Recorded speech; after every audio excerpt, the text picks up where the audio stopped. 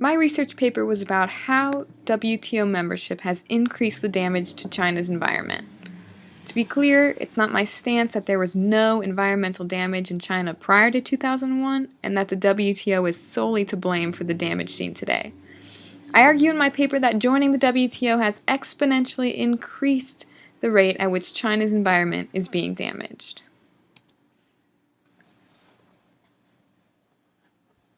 Now, I've taken a few courses in the past on environmental history and I found the topic to be very interesting, which is why I chose it to do today. I'm also starting law school next year and I'm interested in studying environmental law.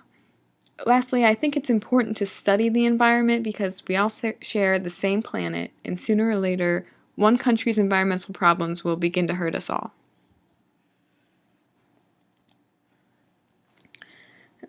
There's one main contending viewpoint to my conclusion, that the WTO has had little impact on China's environment.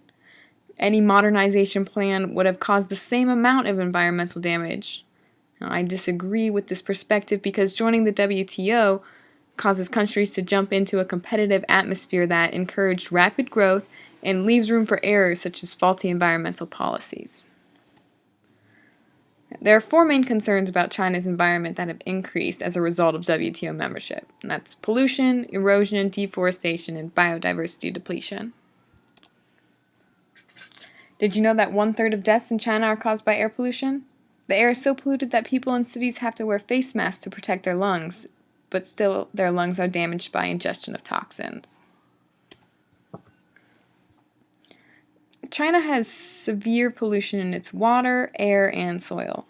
Most of the pollution comes from heavy metal exhausts as well as other industrial exhausts. Half of the rivers in China are polluted, and a large amount of land, amounting to the size of about Taiwan, is so polluted that it cannot be farmed. Here we see two graphs. The top one shows China's coal consumption and the bottom is China's ecological footprint. Now, since 2001, we can see a spike in both of these graphs, which was the year that China joined the WTO. Erosion. Now, China has 22% of the world's population, but only 9% of the world's farmland. Since more and more land is being developed for industry, farmers are forced to overuse, over-fertilize, and overgraze their lands, which essentially kills all of the nutrients in the soil. When soil gets extremely dry, much like in this photo, it can become victim to desertification, in which the land becomes virtually unusable. Erosion is being worsened by deforestation in China because without plants and trees in the soil, it becomes very loose and is easily moved by wind and water. China is a world leader in timber exports. The country specializes in producing things like furniture, plywood, paper, and flooring. You can see in the chart on the right that China's timber product exports have dramatically increased throughout the 21st century. Timber manufacturing companies have extremely high quotas to fill each year that are much higher than a sustainable rate, but failure to meet the government quotas will result in penalties.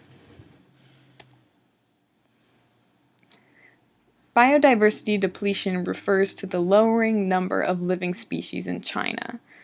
This is not a direct effect of industrialization, however, it is caused by things like erosion, pollution, and deforestation, which are caused by industrialization. These things make land uninhabitable for wildlife, to the point where species begin to die because they have nowhere to live. The Wetland Conservation Project was an attempt by the Chinese government to preserve wildlife. But as we can see in the graph, as urban areas are increasing, the nature preserves are decreasing.